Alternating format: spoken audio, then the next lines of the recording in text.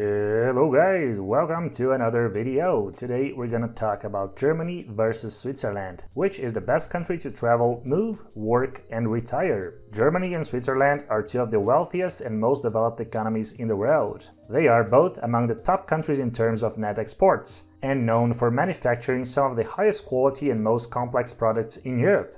Germany is known for its car brands and Switzerland is known for its watches, chocolates, and pharmaceutical products. At the same time that the two countries share a number of similarities, they also share important differences, especially in terms of taxes, cost of living, and how easy it is to actually move to one of them. Let's compare Germany and Switzerland in the following aspects: job market, cost of living, real estate, visa, residence permits and citizenship, taxes, and the languages in the countries. And before we start the usual talk, you already know it. If you want to travel, move, or invest abroad, hit the like button, check our other videos, book a consultation call with me, the link is in the description, and most importantly, subscribe! Let's start. Both Germany and Switzerland are countries in the western part of Europe, but even in its geography, the differences between the two countries start. While Germany is a much larger country in area and has a population of 83 million people, Switzerland is much smaller and it also is a landlocked country. The Alpine country has a population just above 8.5 million inhabitants, almost 10 times less than Germany. Another important difference between Germany and Switzerland is its political and economic situation. Germany is a founding member of the European Union and the country with the highest GDP in the bloc. Switzerland, on the other hand, is not part of the European Union, and it has no intentions to join it. Germany obviously uses the euro as its currency, and it is very glad that the other countries in the European Union use it as well, while Switzerland has its own currency, the Swiss franc, one of the oldest European currencies still in circulation, and it does not plan to change it anytime soon. Now let's talk about the job market in the two countries. The job market is the first aspect in which we will compare Germany and Switzerland. Both countries have a thriving job market, and salaries are above the average for the European continent. These two European countries have a relatively low unemployment rate, but Switzerland has a little advantage over Germany, as the unemployment rate in the country is slightly lower than the one in its neighbor to the north. The sharpest difference between getting a job in these countries are seen in salaries. Salaries in Switzerland are usually much higher than in Germany, and taxes are lower. The average net salary in Frankfurt is slightly above 3,000 euros per month, while in Zurich it is around 7,000 euros per month, net. So for the same job, you will take home much more money in Switzerland than in Germany, in almost all cases. If you're starting a business that requires staff, doing it in Germany will be not only cheaper, but overall easier to hire people, especially if you're willing to hire foreigners currently living outside of the European Union.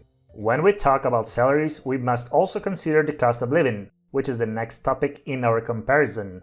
The cost of living in Switzerland and Germany is significantly different. Pretty much like salaries, we can see an overall higher cost of living in cities and towns in Switzerland when compared to similarly sized places in Germany. Everything is significantly more expensive in Switzerland, including groceries and services. But probably the aspect of cost of living in which you can feel the sharpest differences are real estate rentals.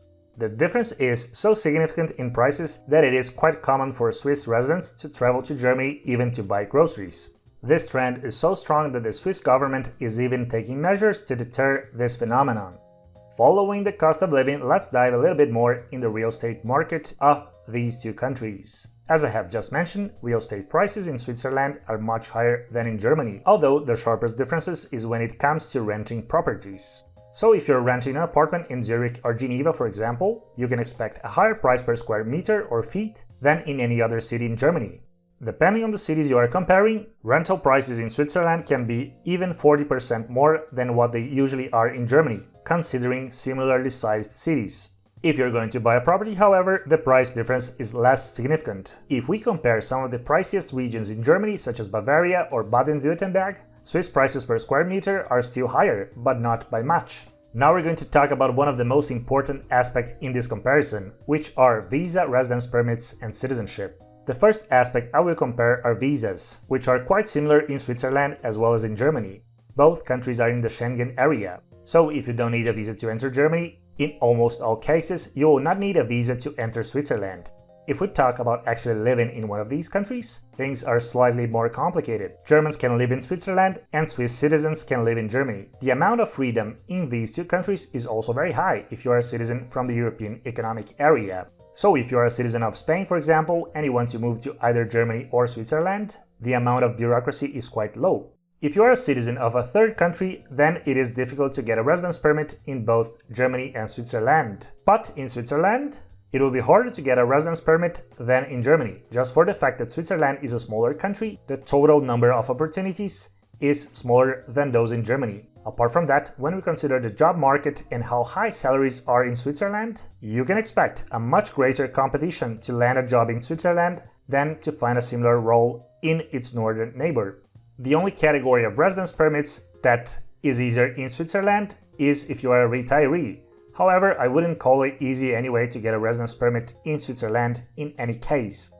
Now let's talk about the Swiss and the German citizenship. And once again, it comes as no surprise that it is easier to become a citizen of Germany than a citizen of Switzerland. Of course, in both countries, there are many exceptions regarding the time requirement, and each individual case is different. But usually in Switzerland, you need to reside 10 years in the country before you can apply for citizenship. In Germany, you need to live 80 years before you can apply for citizenship, which can be reduced to 7 if you complete an integration course. Just like in Switzerland, there are exceptions and you will need to spend less time in the country before you can apply if you are married to a German citizen. The advantage of Switzerland is that there are no restrictions in regards to dual citizenship. In Germany, dual citizenship is only permitted in a few cases. Now let's talk about taxes. The tax system is one of the aspects in which both countries have the sharpest differences.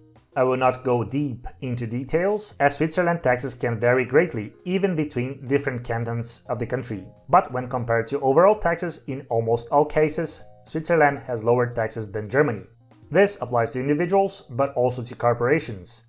So, if you are really good at something and think you can make good money from your skills or business ideas, in Switzerland you'll be better off than in Germany regarding taxes. The last aspect in which we're going to compare Germany and Switzerland today are the languages spoken in the countries. For this comparison, we will only consider the official languages, without talking about regional dialects or languages spoken by the foreign communities in both countries. In terms of languages, Germany and Switzerland are also quite different. The only official language of Germany nationwide is Standard German, so if you're planning to live long-term in Germany, it is kinda necessary to learn it. In Switzerland, the situation is very different. Despite its small size, the country has 4 official languages, which are the following: German, French, Italian, and Romansh. Switzerland is divided in different areas, according to the main language which is spoken in each part of the country. If you go to the German-speaking part of Switzerland, you can certainly expect to hear Swiss German spoken all the time in the streets, for example in Zurich. If you go to the French-speaking part of the country, for example in Geneva, the common language is obviously French. The same logic applies to the Italian part of the country. The Romansh language is just spoken in a very specific region, and it also has a very small number of speakers, less than 1% of the total country's population. Despite that, it has the status of an official language as well.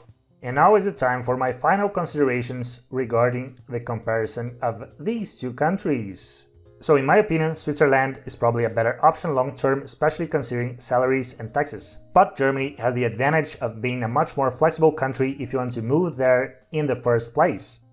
That's it for today's video. Write down in the comment section below which is your favorite country and why. And to end the video, the usual gibberish. If you want to travel, move, or invest abroad, hit the like button, check our other videos, book a consultation call with me, the link is in the description. And most importantly, subscribe. See you next time.